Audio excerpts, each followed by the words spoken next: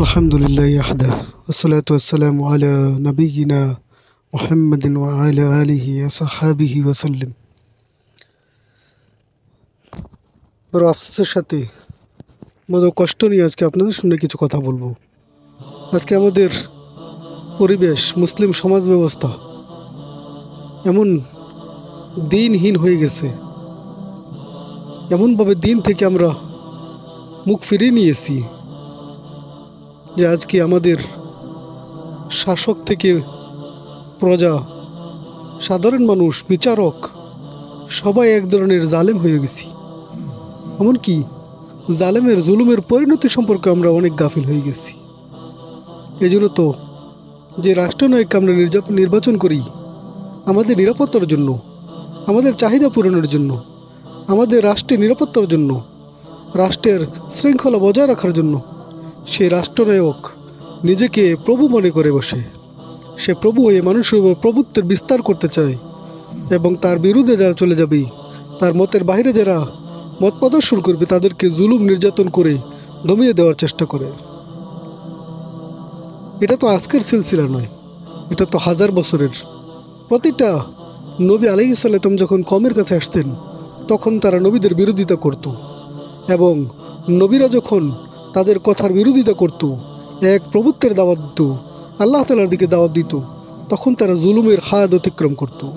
তখন তারা নবীদেরকেও হত্যা করত এবং জুলুম করত, যে তাদের ব্যাপারে আল্লাহ তাআলা কোরআনুল কারীমে বলেন, وَتَرَى الظَّالِمُونَ مُشْفِقِينَ مِمَّا كَسَبُوا وَهُوَ وَاقِعٌ بِهِمْ وَالَّذِينَ آمَنُوا وَعَمِلُوا الصَّالِحَاتِ فِي رَوْضَاتِ الْجَنَّةِ لَهُم مَّا يَشَاءُونَ عِندَ رَبِّهِمْ ذَلِكَ هُوَ الْفَضْلُ الْكَبِيرُ।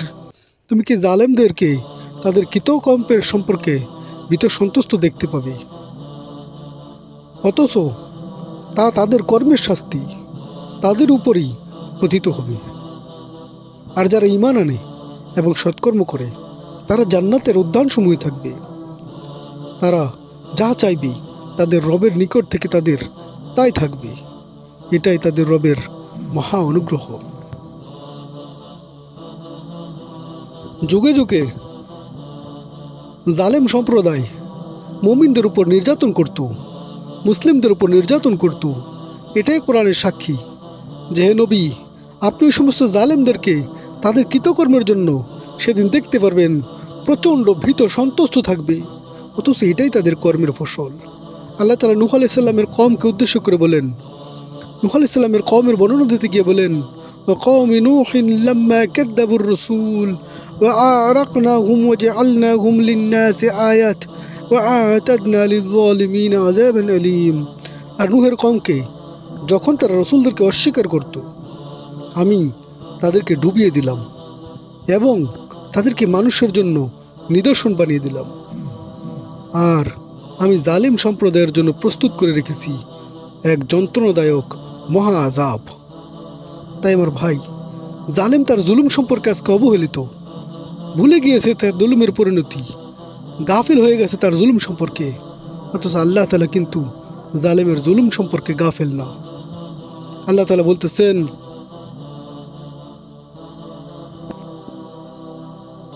ওয়ালা তাহসাবান্নাল্লাহ গাফিলান আম্মা ইয়া'মালুয যালিমুন।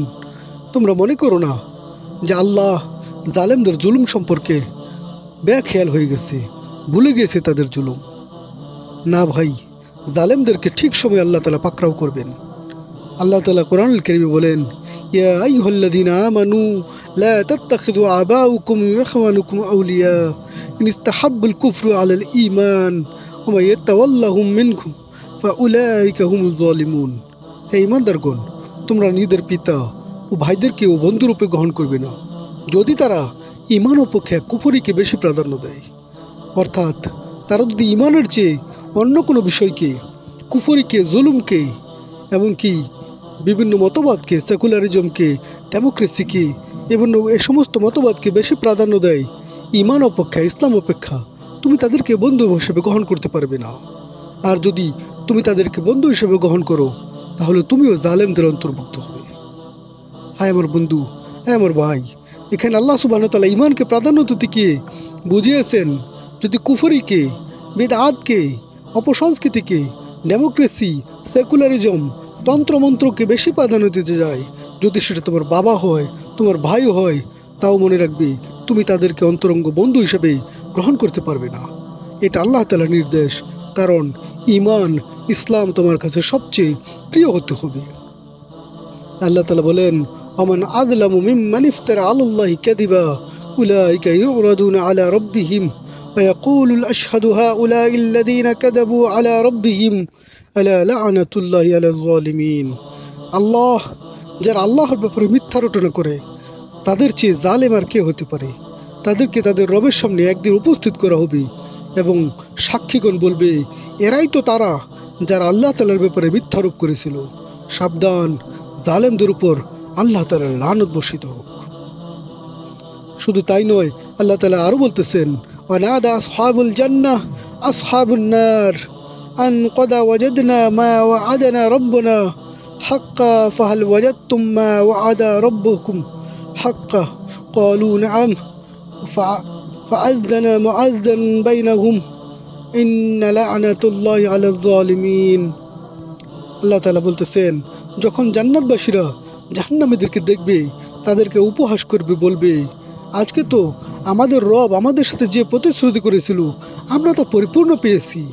তোমরাও কি তোমাদের রবের ওয়াদা মোতাবেক পেয়েছো? অর্থাৎ আল্লাহ তাআলা আমাদেরকে ওয়াদা করেছিল যে যদি ঈমান আনয়ন করি, সৎপথে চলাই, মানুষের উপর জুলুম না করি, নেক আমল করি, তাহলে আল্লাহ তাআলা আমাদেরকে জান্নাত প্রদান করবেন। আজকে আমরা জান্নাত পেয়েছি। আর তোমাদের তাগুত শয়তান যে তোমাদের সাথে ওয়াদা করেছিল, সেই শয়তানের ওয়াদা কি তোমাদের উপর বাস্তবায়িত হয়েছে? মনে রেখো, প্রত্যেকটা জালেমের জন্য রয়েছে কেবলমাত্র লানত, অভিসম্পাত। আল্লাহ তাআলা এখানে উদ্দেশ্য ওইটাই বলতেছেন, ওই যে অন্য আয়াতে আল্লাহ তাআলা সুবহানাহু ওয়া তাআলা বলতেছেন যে যারা মুমিন তাদের বন্ধু হচ্ছে আল্লাহু ওয়ালিউল্লাযিনা আমানু, আল্লাহ তাদের বন্ধু। যারা মুমিন তাদের বন্ধু আল্লাহ। মজলুমের বন্ধু হবে আল্লাহ যদি সে মুমিন হয়। আর জালেমের বন্ধুর ব্যাপারে আল্লাহ তাআলা বলতেছেন, ওয়াল্লাযিনা কাফারু আউলিয়াহুমুত তাগুত। এর মধ্যে দুটোর পার্থক্য আল্লাহ তাআলা বলতেছেন যে আল্লাহ তাআলা কি করে, ইখরুজুহুম মিনাজ যুলুমাতি ইলান নূর, সে তার বন্ধুকে সবসময় পথ দেখায়, আলোর পথ, অন্ধকার থেকে আলোর দিকে বের করে নেয়। আর শয়তানের কর্মকে বন্ধন করতে গিয়ে আল্লাহ তাআলা বলেন, ওয়াল্লাযিনা কাফারু আউলিয়াহুমুত তাগুত ইখরুজুনান নূর ইলাজ যুলুমাত। সে সবসময় মানুষকে মন্দের দিকে আহ্বান করে, অন্ধকারের দিকে ডাকে, আলো থেকে অন্ধকারের দিকে নিয়ে যায়। এই জন্য ভাই, আমরা কাদেরকে বন্ধু হিসেবে গ্রহণ করব? আজকে জালেম মানুষের রক্ত এইভাবে জড়াচ্ছে, সে তার জুলুমের পরিণতি সম্পর্কে গাফেল হয়ে আছে। কিন্তু আল্লাহ জালেমকে কোনোদিনই গাফেল নয়। জালেমের জুলুম থেকে আল্লাহ তাআলা কোনোদিনই গাফেল নন, বরং তার হিসাবকে আল্লাহ তাআলা কিয়ামতের দিন কড়াই গন্ডায় বুঝিয়ে দিবেন। আমরা কয়েকটা হাদিস দেখব। এখানে একটি হাদিস আবু হুরায়রা রাদিয়াল্লাহু তাআলা আনহু থেকে বর্ণিত হয়েছে, যেখানে নবী সাল্লাল্লাহু আলাইহি ওয়াসাল্লাম বলেন, কিয়ামতের দিন প্রত্যেক পাওনাদারকে তার পাওনা চুকিয়ে দেওয়া হবে। লা তুআদ্দানাল হুকুকা ইলা আহলিহা ইয়াউমাল কিয়ামা। প্রত্যেক পাওনাদারকে তার পাওনা চুকিয়ে দেওয়া হবে। হাত্তা ইউকাদা লিশাতিল জালহাতি মিন শাতিল কারনাতি। কিয়ামতের দিন প্রত্যেককে তার পাওনাদারের কাছ থেকে পাওনা বুঝিয়ে নিতে হবে এবং আল্লাহ তাআলা তার পাওনাকে বুঝিয়ে দিবেন। এমনকি শিং বিশিষ্ট বকরির নিকট থেকেও শিংহীন বকরির প্রতিশোধ গ্রহণ করা হবে। অর্থাৎ একটা শিং বিশিষ্ট বকরি যদি শিংবিহীন বকরিকে শিং দিয়ে আঘাত করে জুলুম করে, কিয়ামতের দিন আল্লাহ সুবহানাহু ওয়া তাআলা তার থেকেও বদলা নিয়ে নেবেন। অন্য একটা হাদিসে নবী সাল্লাল্লাহু আলাইহি ওয়াসাল্লাম বলেন, ইন্নাল্লাহা আযজা ওয়া জাল্লা ইউমলিজ যালিম ফাইদা আখাযাহু লাম ইফতিলহু সুম্মা করা। তারপর নবী সাল্লাল্লাহু আলাইহি ওয়াসাল্লাম বলেন, নিশ্চয়ই কিয়ামতের দিন, নিশ্চয়ই আল্লাহ তাআলা জালেমদেরকে কিয়ামত দিবস পর্যন্ত অবকাশ দেন। অতঃপর যখন তিনি তাকে পাকড়াও করেন আর তিনি তাকে ছাড়েন না, নিশ্চয় আল্লাহর পাকড়াও অতিশ ভয়াবহ পাকড়াও। তারপর তিনি এই কথাটি বলেন, কোরআনের আয়াতটি তেলাওয়াত করেন, ওয়াকাযালিকা আখাযা রাব্বুকা ইযা আখাযাল কুরা ওয়া হিয়া যালিমাতুন ইন আখাযাহু আলীমুন শাদীদ। এভাবেই জালেমদেরকে তিনি পাকড়াও করেন।